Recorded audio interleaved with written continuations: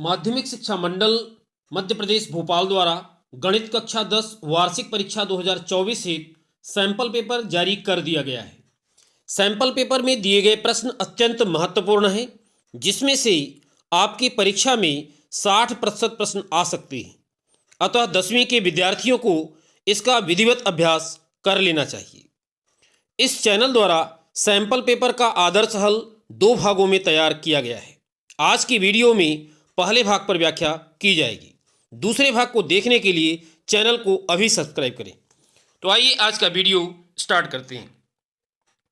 जैसा कि आप स्क्रीन पर सैंपल पेपर देख पा रहे हैं, यह हाई स्कूल एग्जामिनेशन विषय गणित। यहाँ पर आप देखें, इसका पहला क्वेश्चन 91 और 21 का एचसीएफ ज्ञात करने के लिए कहा गया है। तो एचसीएफ ज्ञात करने के लिए पहले इसका गुणनखंड करना होगा। तो आप देखें किस तरीके से हमने 91 13 गुणे 7 और 21 3 गुणे 7। तो यहाँ पर एचसीएफ निकल के कितना रहा है? 7, वह संख्या जो दोनों के गुणनखंडों में कॉमन है। तो 7 इसका एचसीएफ होगा। इसी तरीके से जो दूसरा क्वेश्चन है, समीकरण निकाय x + 2y + 5 = 0 और -3x - 6y + 1 = 0 का हल होगा। यानी यहाँ पर आपको a1/a2, b1/b2 और c1/c2 तीनों को अलग अलग निकालना होगा और कंपेयर करना होगा। तो ध्यान दें, यहाँ पर 1/-3 मिलेगा a1/a2, 2/-6 मिलेगा b1/b2 और c1/c2 5/1। यहाँ पर देखें आप, इस तरीके से मिलेगा। तो यहाँ पर 2 भाग 1/-3 और 2/-6 ये दोनों सेम है, लेकिन 5/1 अलग है। और इस प्रकार से यह कंडीशन a1/a2 बराबर b1/b2 बराबर नहीं है c1/c2 के हिसाब से है, इसलिए समीकरण निकाय का कोई हल नहीं होगा। तीसरा जो क्वेश्चन है, द्विघात बहुपद ax² + bx + c के शून्यकों का योगफल, ये फार्मूला है। इसका उत्तर क्या होगा? -b/a, C answer. चौथा प्रश्न इसी में, द्विघात समीकरण x² - 4x + 4 = 0 के विविक्त कर का मान। विविक्त कर निकालने के लिए आपको a b c, a का मान यहाँ पर कितना होगा? 1, b का मान -4 और c का मान भी कितना? 4। तो यहाँ पर फार्मूला लगा दें विविक्त कर का। ये यहाँ पर देखें चौथा हल, d = b² - 4ac और b का मान -4 है, तो -4 का स्क्वायर -4, a का मान 1 है और c का मान 4 है। इस तरीके से 16 - 16 = 0। तो विविक्त कर का मान निकल के आ रहा है कितना? 0। तो इसका सी ऑप्शन सही है। अगला देखें, वृत्त के किसी बिंदु पर खींची गई स्पर्श रेखाओं की संख्या। वृत्त के किसी बिंदु पर कितनी स्पर्श रेखाएं खींची जा सकती हैं, ये पूछा गया है। तो आप जानते हैं कि वृत्त के किसी एक बिंदु पर एक और केवल एक स्पर्श रेखा खींची जा सकती है, इसलिए इसका सही उत्तर क्या होगा? ए ऑप्शन, यानी 1। इसके पश्चात बिंदु 0,5 और -5 के बीच की दूरी निकालना है। इसके लिए आपको डिस्टेंस फार्मूला लगाना होगा। आप देखिए डिस्टेंस फार्मूला किस तरीके से हमने यूज़ किया है, और ये फार्मूला √x2 - x1 का whole square plus y2 - y1 का होल स्क्वायर। तो यहाँ पर मान रख दीजिए, x2 का मान -5 है और x1 का मान 0, और इसी तरीके से y2 का मान 0 और y1 का मान 5 है।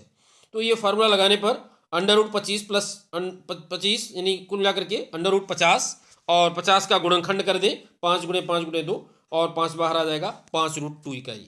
इस तरीके से ये पहला क्वेश्चन हो गया।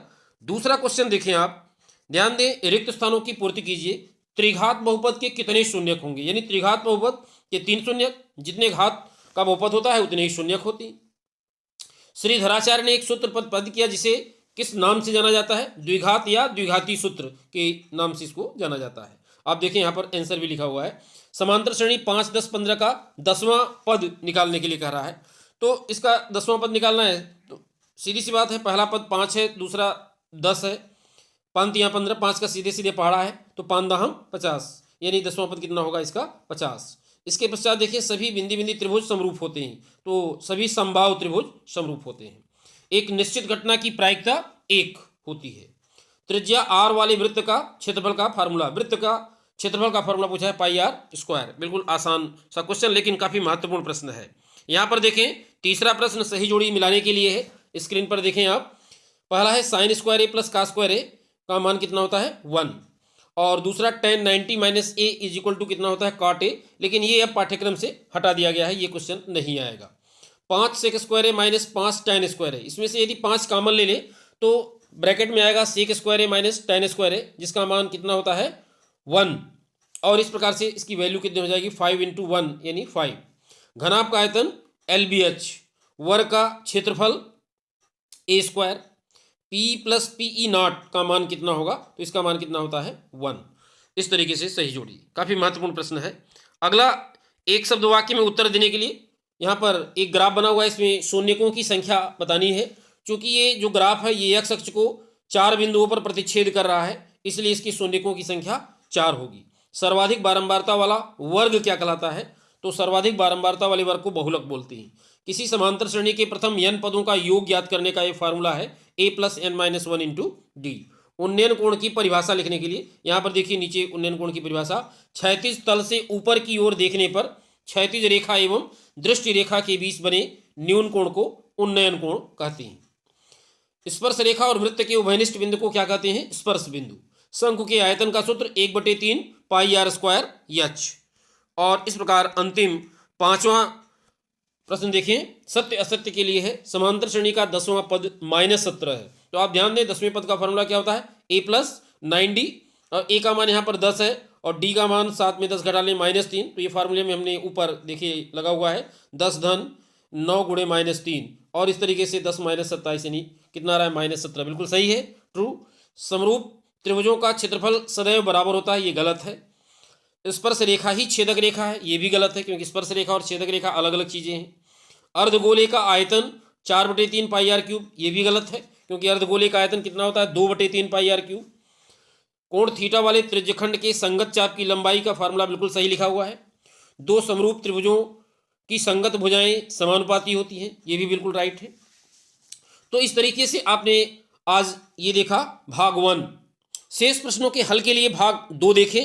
यदि वीडियो अच्छा लगा हो तो वीडियो को लाइक करना न भूलें एवं चैनल को सब्सक्राइब करें। मिलते हैं पुनः एक नई जानकारी के साथ एक नए वीडियो में, तब तक के लिए धन्यवाद।